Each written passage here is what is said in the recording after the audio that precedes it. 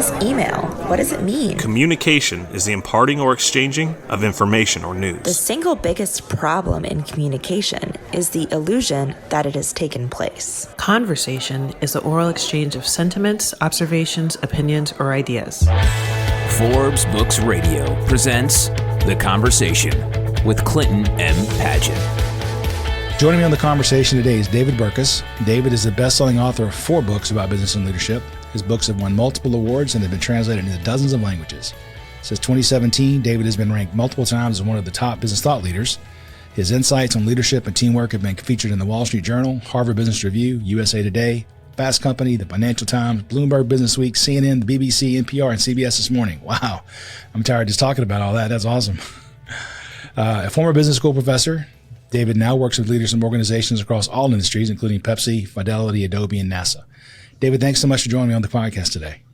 Oh, thank you so much for having me. And you missed one. You forgot The Conversation with you, right? So there we go. We'll add that to the list now. Love it. So let's start with a little bit of background. I'm always, I think of the people that come on the show as superheroes, and every superhero has a backstory, or your origin story. So what sets you on this journey you're on? I'm imagining you weren't 6-year-old David going, I want to be a team guy one day. So what kind of set you on this path? Yeah, origin story. Well, a mugger killed both of my parents when I was young. No, I'm kidding. All right, Batman. Yeah, how far back do you want to go? So I'm one of those rare ones that I went to undergrad, to university, wanting to be a writer. When you're 18 years old, you think that's only fiction. But fortunately, you do a broad curriculum and they teach you about all sorts of other stuff. And so I found science writing and narrative long-form journalism, that sort of stuff. And I became fascinated with social sciences. I also met a girl who wanted to get married and wanted to go to medical school. So I decided, well, study dates are the only kind of dates we're going to have for the first couple years of our marriage. So I might as well go back and do a master's degree in this organizational psychology thing that I found so fascinating and wanted to write about. But you can't really start grad school in a discipline like that and not end up on a PhD trajectory, academic trajectory, right? And a lot of different things happened, and it seemed like it was the best jump. So I ended up teaching business school for 10 years. Don't get me wrong. I'm not saying that like it was accidental. I loved doing it. It was not part of 18-year-old me's plan, right? And then we did that for a number of years. Essentially, kind of the decision point came during COVID. I was doing a lot of work on teams, and particularly on remote teams, which I had researched and studied and written about since 2016. So when the pandemic came, you can imagine a lot of people started calling me. And when I was teaching virtually and working with companies virtually, it all worked out great. But when they started to want to bring back in-person events and help facilitate leadership offsites and that sort of stuff, it became like I have to pick. And so as much as the ivory tower is fun, trying to actually get in and implement stuff that's going on in the real world, it's one thing to educate future leaders. It's a whole other thing to work with leaders right now if you're trying to make an impact. And so I've been doing that. That's been my sole focus since 2020 and having an absolute ton of fun with it. So that's kind of it. How did I settle in on teams? Really, it came with the realization that work is teamwork. If you ask people to take an engagement survey, or you ask them to reflect on what it's like to work for their company or their experience of work, that's so shaped by the team. And yet I think we still think a little too macro on it. I think we're still thinking about broad scale company culture instead of individual team culture. We're thinking about broad scale engagement numbers instead of what is this team doing and how can we improve this team's culture. So that's kind of the reason we focused in on that. You might call that the pandemic revelation for me, that, hey, all of our work became the teams that we were interacting with because there was no office to go to. But truthfully, it was probably true long before that. I just didn't really realize it until way back then. And what made you transition from teaching to doing this? Yeah. So, to me, the goal was always to put out work that was useful for practitioners, that was useful for team leaders now, right? So even I wasn't a very good academic. I loved being in the classroom with MBAs and even undergrads. And I loved doing the executive education stuff, but I wasn't really all that interested in writing really dense academic publications that would get read by 13 people, right? After the 18 months of going through the peer review process. So I wrote a lot more practitioner stuff right off the bat. And then that led to working directly with a lot of them. And like I said, that was always the goal. Being a B school professor really helped me take that that scientific method, help understand the rigor, help really I used to joke that I like to bring great ideas out of the ivory tower into the corner office, right? And so being there for a time really, really helped. But the goal was always to sort of end up where we are now. It just so happened that we got so busy during COVID. And then when the university said we're teaching back on campus and events started happening back in person, you just had to pick. And I like to think I made the right call, although there are a few students that email me every once in a while and ask me what life is still like on campus. I'm like, I don't know. I haven't been there in a while. And they seem a little disappointed, but yeah. No, I think exec ed is great. I teach in exec ed as well. And it's nice to have people with experience that you're talking to about real life situations as opposed to pure academic exercises. Yeah. Yeah. And again, I mean, it's all impact, but it's also nice to when you work with execs, either exec ed or when you're facilitating a workshop or something like that, it's nice to get an email 2 or 3 months later saying, hey, we implemented these 3 things and this has been the result. Whereas when you're training MBAs, it's going to be years before anything you talked about in the classroom gets remembered, and then B, gets applied, and you get to hear that impact. So understanding that impact a lot faster has been really, really rewarding. Oh, that's great. Now, the work you do has influenced countless leaders and teams worldwide. And I'm wondering, is it like a number one idea that you have for building high performing teams? So it jumps off at you, pays at you. Yeah. I mean, I think I would probably say there might be 2 that I think are probably the best places to start, right? So you can't really talk about high performing teams in a knowledge work environment and not talk about psychological safety, which is not my idea, right? It's Amy Edmondson, I won't say coined the term, but applied the term to teams, spearheaded a lot of the research. There's been a lot of people who've built on top of it. I think my big contribution is that when I look at a lot of teams that are lacking in psychological safety, it's not that they lack an understanding that trust is important, right? I've yet to work with a team. I'm sure you're the same way. I've yet to work with a team that doesn't take seriously. They're like, oh, we need to trust each other. And so they do all of these things, whether it's personality tests or offsites or anything designed to kind of build that trust. But if you look deep into Amy's research and if you work with individual teams, you find that it's actually this combination of trust and respect. Right? You need to teach the team how to respond respectfully when people are taking the risks, speaking up because they disagree, sharing that kind of crazy idea, etc.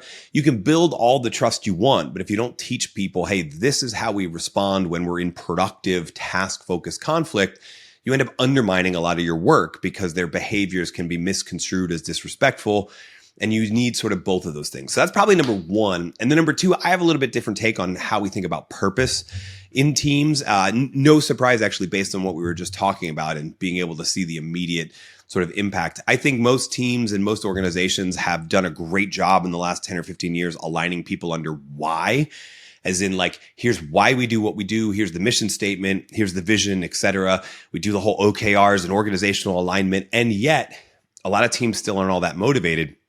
And that's because I found if you look in the last 10 years of research, people are really, really more motivated by a sense of who, not why. In other words, when we do a great job as a team, here's who that positively benefits. Sometimes that's the same why as the broad scale 30,000 foot organizational mission.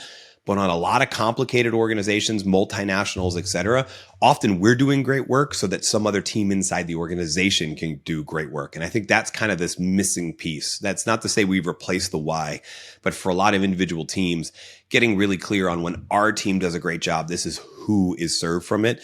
And I know you work with a lot of project teams, right? And doing it project-based work. I think this is even more important because there is almost a defined who that we got to stay focused on. We're doing this project so that we can propel the organization forward this way, so that we can make this change. And it's a lot harder on project-based teams to line into the longer vision, mission the whole organization was focused on. Because, hey, we're talking about a 3-year thing and then we're done. But if we can stay focused on this is the result, the positive change in the world or even inside our organization that'll happen when we win, I find that's a lot more motivating to keep teams focused on the end goal and to keep driving that performance when times get hard. I think it's great. I love your trust angle as well. I'm always hesitant though. I think about the Geico commercial where the gecko says, the boss is going to fall back into his arms and the gecko is supposed to catch him because he trusts him. Yeah. But, it's so I remember at Duke, we did the rope exercises and things like that as part of our MBA program. And those are interesting concepts. But I think what I read in your book, one of them we're going to talk about today is, which is the best team ever. Trust is a really important aspect and it does have value. Yeah. Well, and I don't, the ropes courses or my favorite weird one is like the let's lay down wooden planks and all cross the imaginary river together, those little things or personality tests or whatever you want to do. Here's the thing you find when you really take a broad scale look at the data. You find that first of all, those things are fun a lot of times. And so if you're writing it off as like, corporate fun together, then great. Although some people might find them fundatory, as in like mandatory fun that they wouldn't normally choose to do. But when you're looking for a long-term change, they really only work well. And I bet you Duke does this, but a lot of firms don't. They really only work well when you can have a large conversation afterwards, a long conversation afterwards about what behavior change are we going to make as a result of this. In other words, if you don't take the time to debrief people on how this changes behavior in office, when we're back together doing normal work, what you find is people just drop right back into their normal habits and behaviors. And again, if those habits don't include that sense of building respect when we're in disagreement or when people are taking other forms of interpersonal risk, then it was kind of useless to build all that trust, right? Yeah. Well, in the book, I wasn't actually going to bring this up, but in the book, you do talk about the value of after action reviews, which I think is really beneficial.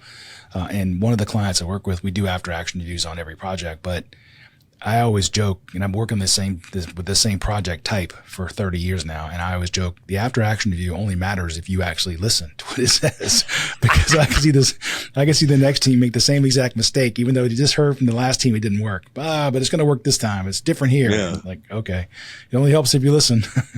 Yeah, no, I mean, first of all, it only helps if people are telling the truth, right? Yeah. Like, there's a lot of organizations for whom after action reviews are on exercise in blame shifting, right? They're like that final thing you can do after something fell apart to figure out whose fault it is. And or the inverse is true too. It's a lot less common to have after action reviews on projects that were completed successfully, but when they are, like, then it ends up being, okay, who's going to take credit for whatever? Like, I think the hardest thing as a leader, I think the best thing you can do is really draw out on a successful project what still went wrong and what lessons can we learn from that, right? And then on a failure project, what still went right? And then obviously, like you said, it only actually matters if you end up changing the plan of attack the next time around, right? If you end up actually changing it. So first, you've got to get people to actually talk. And surprise, surprise, by the way, all of this is reciprocal, right? The way you get people to share their open take on what happened during the project in the after action review is you prove that you're going to listen to them ahead of time, right? So it all comes around. It does. It absolutely does. So can you share an example from your experience of working with organizations like NASA and Adobe where you saw leadership principles make a tangible difference in the outcomes? Yeah. So I think for the probably one of my absolute favorite examples, and for the sake of the NDA that I had to sign and that kind of stuff, I can't really go too much into it. But I can tell you it was a manufacturing organization with facilities across North America, mostly in the US, but across North America. And I often get calls when engagement is low. We did our annual engagement survey. In fact, just a couple weeks ago, I got an email. We did our first engagement survey since COVID, and we don't like the results. I'm like, well, it's probably because you haven't paid attention to this since COVID, right? But that's not the client I was working. But in this case, they were not where they wanted to be. They were particularly low on areas that I've become known for, like that sense of psych safety and purpose and what have you. And so they reached out and they did what they normally do when I work with clients in this regard, right? This is sort of one of the on-ramps where clients come to me as the engagement numbers are low. I signed the NDA and said, hey, I want to see all your data. I want to send me what you've got. And of course they send it to me and they send it broken down by question. Now, breaking it down by question is sort of interesting, right? If you've got an 18 or a 21 question survey that you funnel the results in engagement, it's nice to know, like, okay, we're doing great on feeling included, but we're doing really low on feeling like we're actually sort of listened to, heard, considered, right? Or what have you, whatever it is. It's great to see it by metric, but I'm not actually all that interested in it by metric, right? Because what did I say right off the top? I firmly believe that an organization's culture is really just the average of each individual team culture. So I said, no, send me the actual data. Like, send me whatever you can, as close to the mastered file as you can get from this company. And I want to break it down by region and by whatever. And I remember I sent them an email one time, because I got all that data, started going through it all, and I wrote them an email and just said, what the heck's wrong with Hartford? And they're like, what do you mean? I'm like, well, almost everything that's driving down your engagement is coming from only 2 or 3 facilities, and the worst one is in Hartford, Connecticut. Right? So what the heck's going on with Hartford? And they literally wrote back like, oh, we didn't see that. I'm like, really? Like, you didn't think to take down to the level of, hey, let's talk about the specific leaders. And so this is why it comes to mind when you say leadership principles is sort of put into action, right? Is that what you had here was, it's easy to say, oh, we need to train all of our leaders. We need a company-wide initiative in order to raise all this number. No, you don't. What we need to do is figure out who's dragging this down. Right? Now, the worst thing I think you can do in that scenario is then focus in on them. Like, hey, everyone from Hartford, you're going to work with me because you're all terrible. I don't still want to do that. I still want to work with leaders from all levels across the whole organization, but I want to know going in the context when people are sharing, right? And so then we basically use that, and we planned a company-wide, about the top 200 leaders or so, including from that facility and from other ones, to come in and start talking about, in Best Team Ever, we outlined kind of 3 different areas of team culture. We've already actually talked about 2. And then most importantly, I like to talk about habits and norms of behavior and what are you actually going to get committed to. And very deliberately in this case, we started putting people that we knew were, I don't want to say responsible for the downtick in numbers, but they were leading the teams that had lower numbers than everybody else. We made a point to put them at tables for discussions with people who were higher. We didn't tell anybody. I didn't want like any kind of, Pygmalion effect or spotlight effect or anything like that. We didn't tell anybody other than I knew and a couple other people knew why we chose the seats we did. But the idea was whenever we got into discussion, my goal was to get them to start sharing habits and takeaways and see if there's anything they could just borrow. And my favorite thing in the world is not when somebody says, hey, I did this thing that you said in the book. It's actually when I work one-on-one with clients, or when I work one-on-many in this case. I like it when they find best practices inside the organization that are aligned with the research, because they're way easier to steal and spread throughout the whole organization. Right? So that's what we did. I can't tell you, because I don't know exactly what habits people from the lower scoring facilities were stealing from the ones that higher, but I can tell you we created the container for that to happen. And as a result, when we came around about 6 months after this initiative and after the trainings and all that sort of stuff, we saw an uptick in numbers. Now, it wasn't perfect. Hartford still got a ways to go. But the fact that you could see that improvement, I think just sort of proves that, again, the senior leaders weren't doing anything wrong. They were just too far removed from the individual people. Culture was being shaped by the people in those middle and lower levels, and we needed to train them on the habits. So the reason that one pops in my mind is, I think, again, from a leadership standpoint, it's not, we tend to glorify the senior leadership, but really it's leaders at all levels that help shape that culture. And I think it's a great example of when you shape habits and behaviors, you shape culture a lot faster than just like, we're changing the mission statement. We have a new statement of company values. Like, let's talk about how we actually treat each other. And that's going to drive culture and engagement much faster. Oh, okay. So you've written 4 books. I happened to just finish the one called The Best Team Ever, which I really, really love, by the way. Got a bunch of questions coming up on that. In the book, you say that high-performing team cultures share really 3 fundamental elements. There's common understanding, there's already mentioned, which is psychological safety, and there's pro-social purpose. What are those? Yeah. So like I said, we've already mentioned that sense of psychological safety a little bit. We've touched on that. When I was talking about not the why, but the who, that would be the easiest way to define the sense of pro-social purpose. Can we make a connection between the larger why, the mission and vision of the organization, and the specific people that our team helps, right? Pro-social, meaning promote and protect the well-being of others. Purpose, meaning tied into that sense of purpose. I think this is a fascinating one in the context of teams, because what we see is not only that people are intrinsically motivated more when they have that sense of pro-social purpose, but you even see some research that hints at that people are more likely to engage in the nerdy term from my field is organizational citizenship behaviors, which is really just a lame, overly complicated academic term for teamwork. It specifically refers to when people go outside of their job description for the benefit of the team, or when people lay their egos aside and think more about what does the team need to get out of this, not what do I need to get out of it. When people put we over me, in other words, right? So I like to just call that teamwork, but in the world of org psych, we call it organizational citizenship behaviors. You see an increase in that when people are tied into this who benefits. So you see a lot of different benefits. And then the last one, the one we haven't talked about, it's actually the first one we talk about in the book, but first shall be last, all of that sort of thing, is this sense of common understanding. And this is kind of a mix between how well the team and everyone on the team understands their roles and responsibilities. They have clarity around what this project or what we're tasked with doing and how it all fits together. but also a sense of clarity of people, meaning they know the people they're working with. They know their norms and little personality differences and work preferences and idiosyncrasies and all of that sort of stuff. So I in the book, we call it clarity and empathy, but I sometimes think of it as like clarity of project and clarity of people. Do I know what to do and what everyone else is doing, but also do I know how they work and hence what to expect from them as they try and execute as well. So that's common understanding. I think that you were mentioning earlier, I remember the question I was going to ask now. You were mentioning earlier about the different psychological tests you can take.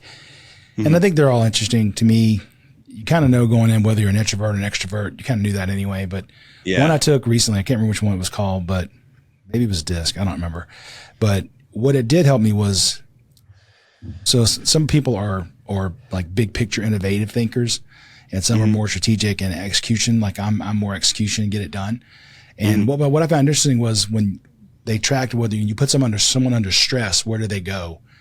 And it was helpful to know that one of the people on my team under stress went way out to innovation became the most number one thing. So, and for me, when I'm under stress, I go focus more on tactical, get it done. And so it was nice understanding there was quite a dichotomy in the way we would work together, because I'm going to want to hunker down to get stuff done, and he was going to want to go out and just create out of the box thinking. And you have to know that going in, because that could be very, especially when you're under stress, it adds more stress to you when you're working with people that are different than you. Oh yeah, no, I mean that's such a great example, right? You're under stress and you are defaulting to like, okay, what's the next step we can take? Let's just focus in on moving the ball 5 feet forward, right? What's the next step? Meanwhile, the other person's like, let's rewrite the whole rules of the game. We're under stress here, so clearly everything is messed up. Let's go back to the beginning and rethink it. And you're like, both are perfectly reasonable responses. Both are a level of ideation that you need on a team. But yeah, you're like, you're stressed enough and now everybody's going back. And I love that you have that sort of ahead of time, right? Now, I have to say, I have a bit of reputation on the internet when it comes to tests specifically, right? One of the most viewed videos on my YouTube channel is called "Personality Tests Are Useless." And I will admit right now that was hyperbole, that we named it that for clicks, because they're not useless. But coming from the world of organizational psychology, like you said, I don't know that they're as valuable as the people who make a ton of money promote them to be, right? Like you said, everybody kind of already knows if they're an introvert or not. The world of personality psychology has found a lot of other traits. They're most often referred to as the big five, or sometimes called ocean, right? So you have introversion, extroversion, but you also have conscientiousness, openness to new experiences, and a host of others. And what you find is that some commercially available personality tests fall in line with that, and others just go off on all of these weird things that they came up with so that they can copyright and trademark it and make a ton of money off of it. And so I have this reputation for always trashing personality tests. And I want to set the record straight right now. Like, if you're taking a commercially available personality test, there's a good chance you're learning things about yourself that aren't actually true, because they're not necessarily in line with personality psychology. So take all of them with a grain of salt. On the other hand, any test that leads a team to have a conversation about work preferences, defaults, things like that you talked about, does have merit, does have value. In fact, most of the time now, this is funny, I'm the organizational psychologist who just ignores personality inventories altogether. Right now, what I find most useful is I ask every team 4 questions. We call this the manual of me in the book. And I just ask them, hey, when are you doing your best work? When are you doing your worst? What have been your historic contributions to teams? And where has the team needed help from you? And I found, just anecdotally, if you ask those 4 questions from anybody, you pretty much get the same result in terms of conversation that you get from spending all the money to buy all the tests and send them off and get results and all that sort of stuff. Because that's truthfully what we want from this, is we want to have a conversation in a team about our differences and how they fit together, and how we can better respect when someone's defaulting to a mode that's not our norm, and also how we can leverage that. The reason I ask everyone, when are you at your best and when are you at your worst? Those things should offset each other. Contributions versus where do I need help, those things should offset each other. And so if we as a team can have that conversation, we end up with a tremendous amount of clarity of people that we can then use when times get tough, that we can use when we need to get more results than we first thought in the project, or just any time that we're, like you said, a little bit stressed. We default, again, not to the project plans, but to what we know about each other and how we can support each other through that. So I love that last sentence about know each other. Let me jump on that one a bit, because in the book, so stepping back, we talked offline about I do projects for a living, it's from a day job. And we deal with large, complex projects that are cross-functional in nature. And I love when I was reading the book, you talk about teams work best when they understand how each individual works best, which is what you were just saying. Yeah. And you even go on to say that common understanding raises the level of intelligence on the team as a whole. And there was some research you mentioned done in 2010 by Anita Williams-Woolley that could kind of confirm this, right? Yeah. Anita Williams-Woolley is one of my absolute intellectual heroes. There's several researchers we just keep mentioning in the book over and over again. And she's one of them. She and a team of different collaborators really pioneered this idea of the phenomenon of collective intelligence. So in other words, most teams, most knowledge work teams, most project teams, or if you want to define teams as people who report to the same boss, right? Let's call those functional teams and project teams. Most of them, if you wanted to give the team collectively an IQ test, for example, you'd find that the score they get usually just merits out to about the average of everyone on the team, right? Those are not collectively intelligent teams. What Anita Williams-Woolley found is that there are certain teams that actually achieve, I don't know, Covey probably called it synergy back in the 80s, right? Yeah. That actually achieve a much higher score than the average of everyone. They've figured out how to tap into who knows what to the maximum degree so that as a team, they score a whole lot higher. We see the same thing in work, right? Some teams of superstars absolutely fall apart. Some teams you wouldn't even expect manage to complete the assignments far faster and more and to better quality than anybody else. So the phenomenon of collective intelligence, we already sort of were aware of, but now we have the data behind it, right? What's happening here when teams get smarter than the average of everybody on the team? And what Anita Williams-Woolley found is the number one predictor. Well, I was about to say the number one predictor, but it's actually the number two predictor. The number one predictor of collective intelligence was actually how many women were on the team, which this is a guy talking to a guy, I just find depressing, right? For us, what are we here for? But the reason, right? I know. I mean, truthfully, it's like if you want to make a team smarter, just add more women. That's the truth of the study. But then they dive into, okay, why is that? And so the number two predictor in any of these studies is what Anita Williams-Woolley called social sensitivity. How attuned the group as a whole was to the social cues, who wants to speak, who has an idea they disagree with, who haven't we heard from in a while. All of those sort of, we might even call them soft things, right? Of the teamwork and collaboration. The teams that were more attuned to that, the teams that made a point to let's make sure we hear from everyone at least once before we go around again. Let's make sure that we pick up on those cues that, hey, Clint disagrees. Okay, what do you think, right? That level of social sensitivity was the strongest predictor from observable habits of what you could see in the teams that would end up being collectively intelligent. Now, it just so happens, I've been married for 19 years, I can tell you, women are definitely far more socially sensitive than I am, right? So I think those two explanations are mirrored together, but again, that doesn't necessarily mean that you and I, Clint, are destined to always have collectively unintelligent teams. We can raise our level of social sensitivity as well. We can pay attention and grow. In the book, we sometimes call it empathy. Not empathy like I feel your pain, but empathy like I understand your behavior. I can pick up on your social cues. I can understand when you're upset or when you're in disagreement or when you have something you really want to say, et cetera. The more I can grow that, the more I can grow the level of collective intelligence on the team as well. You know, I always have a saying when I'm working on teams, and that is that the team can be full of very smart people, but I've always found the collective to be smarter than the individual. And so I'm curious. Hopefully, yeah. Hopefully. Luckily, my experience has been that to be the case. And so my job as a facilitator on these projects really is to do what you just said, is to try to get everybody else's opinion out on the table. And as I'm sure you've seen, if there's 20 people in the room, 20 people on the team, there are 2 or 3 that want to dominate the conversation. And they're happy to do all the talking. Another 2 or 3 that will answer if asked, but the rest of them are looking around going, why am I even here? And so it occurs to me, do you have any tricks for how you would draw those people out? Because, you mentioned you pick up on the nonverbal cues, right? Clint crosses his arms, so clearly he doesn't agree, but I don't say anything. How do you get me to engage without putting me on the spot going, Clint, you clearly don't agree. So what why don't you agree? Because something will shut down at that point. Yeah. Or if you haven't heard from him in a while and you say, hey, Clint, I haven't heard from you in a while. What do you think? Well, now you're like on the spot and you're nervous and you feel called out. And then whatever you say is probably going to be whatever popped into your head now instead of what the truth was that you were thinking about, right? It's probably the worst thing you can do is just call out people you've heard from, right? So I have two different tactics depending on the nature of the teams that I work with, right? Like it sounds like you do a lot of work with teams on an ongoing basis. Hey, we sign up for an 18-month or a 3-year project, so I'm going to work with these people a lot. I do the inverse. A lot of times we have some pre-work ahead of time. We're into the offsite or the conference or whatever it is. And then we're out by the end of that day or the next day or what have you.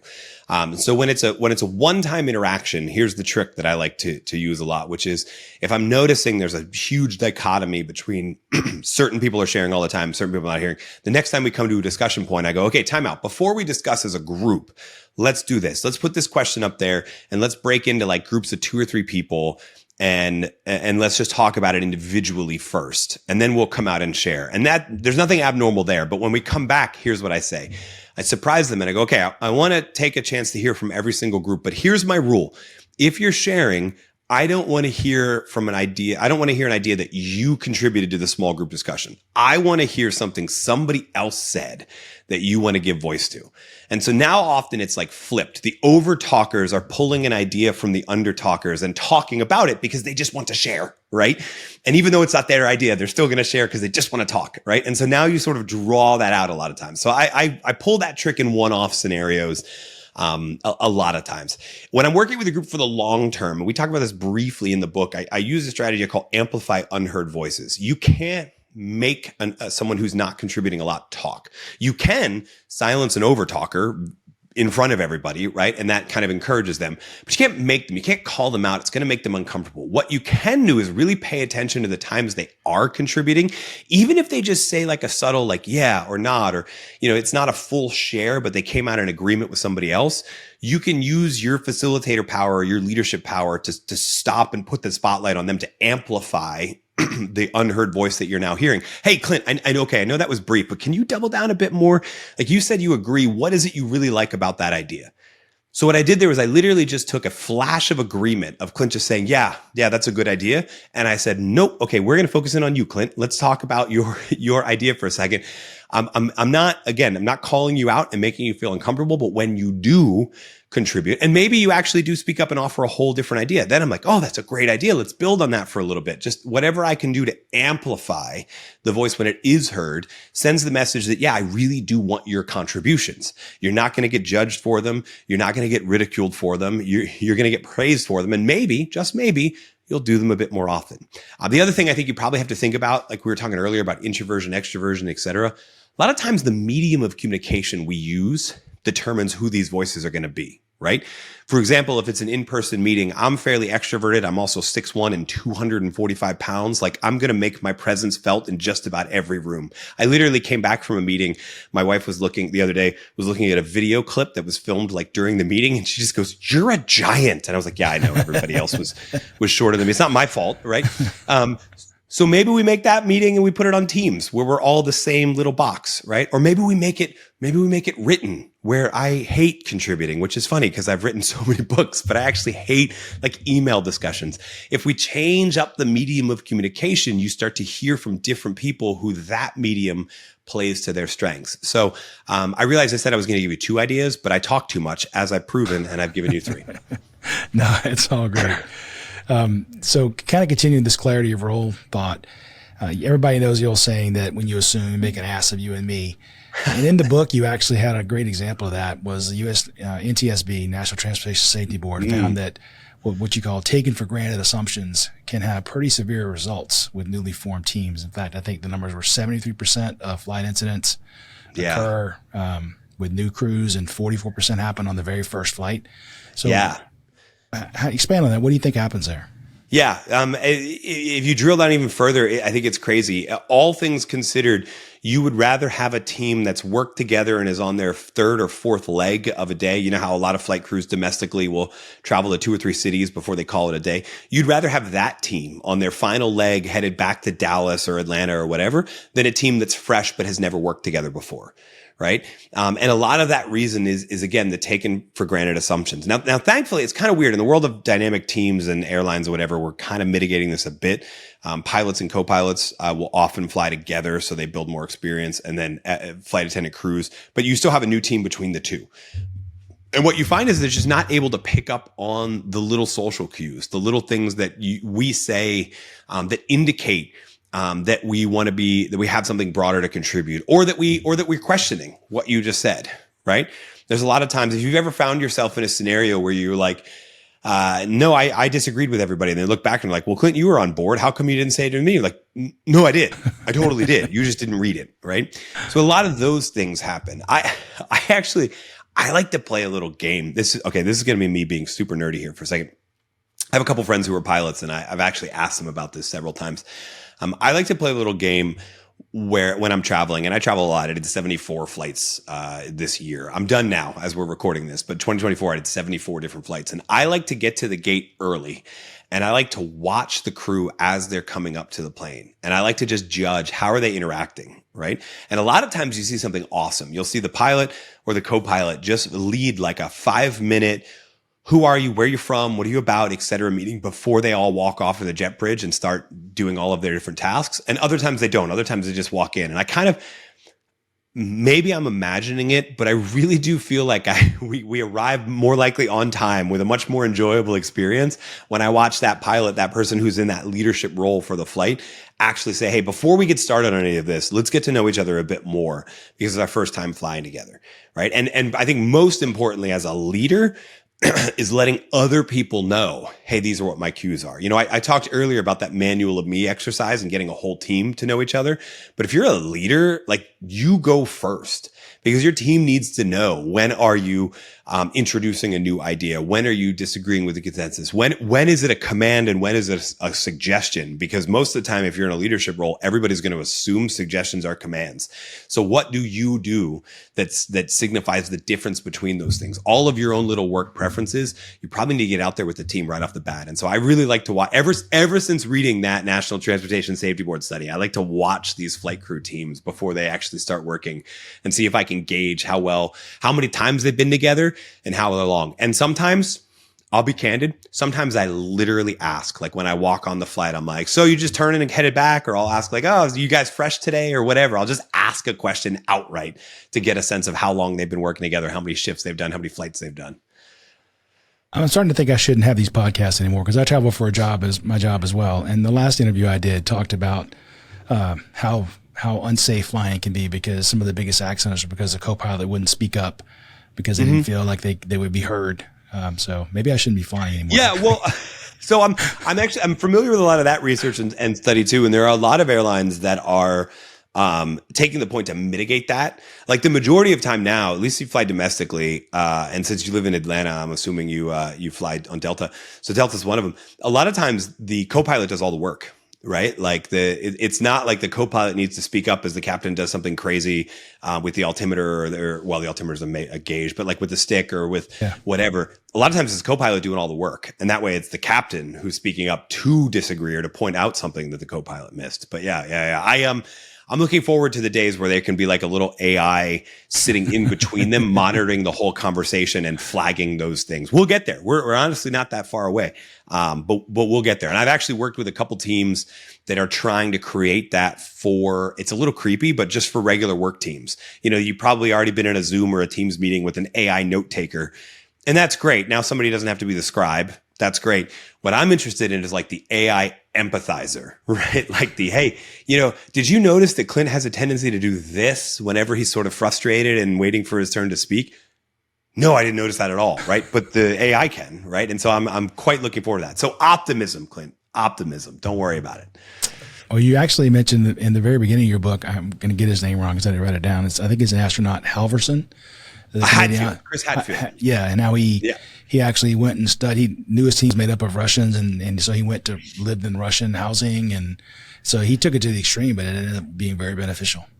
Yeah, absolutely. I mean, that's where that empathy, just knowing what to expect from people. He taught himself Russian, right? And then, he lived there. This was back when astronaut teams to go to the International Space Station had to fly on the Soyuz rocket. You know, now they take SpaceX or they take the Boeing capsule and don't come back. They come back on a SpaceX. You know how it is. Yeah. But back when Soyuz was the only way to the International Space Station, there's the base that the Soyuz rocket launched from actually had American style housing. That's the phrase I kept seeing in my research when I was researching the story. I really wanted someone to explain to me what makes a house American other than possibly air conditioning and a larger refrigerator. But Hatfield said, no, I don't want to live there. Where are the cosmonauts living? I want to live right next door to them. I want to get to know them and their families. I want to be able to spend time with them, drink a lot of vodka with them so that we get into those, truth-telling sessions, right? And it made all the difference. Hatfield's team, they're known for a couple different things that are absolutely amazing during their mission. But I think the one that stands out is because, NASA's listening. There's little microphones going on in the International Space Station all the time. If something happens on that shuttle, that space station, they know about it. They went 5 months as part of Expedition 35. They never had a single heated argument among the 5 people, 2 Russians, 2 Americans, and a Canadian. Never a single heated argument executing their missions at all. Right. I think it's incredible. I went on a 5-day road trip with my family in October and we argued every 30 miles. That might say a lot. Yeah. Well, maybe I need to learn Russian, I guess. I don't know.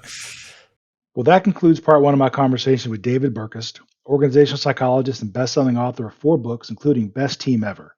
Coming up in part 2, David discusses how to foster psychological safety within large companies and the ideas and behaviors that build effective teams. Teams that made a point to behave in a way that drew out everyone's ideas without the risk of judgment were consistently the highest performing teams inside of Google. And no surprise why. When you have teams that are willing to explore all possible options, they find the best option more often than the ones who aren't. When you have teams that are willing to talk about a failure openly and honestly and what happened, they learn from failure and they perform better in the future, right? These are things that shouldn't surprise us, and yet they often do, right? That when you can shape those habits and norms and behavior, and when you can hire a diverse group of people who are brilliant and then create a culture, an environment where their brilliance gets to actually contribute to the conversation gets better. That shouldn't surprise anybody, and yet it does. Thanks for listening to The Conversation. To find out more about Clint, go to clintonmpaget.com and pick up Clint's book, How Teams Triumph, Managing by Commitment, at Amazon. The Conversation with Clinton M. Paget is a production of Forbes Books.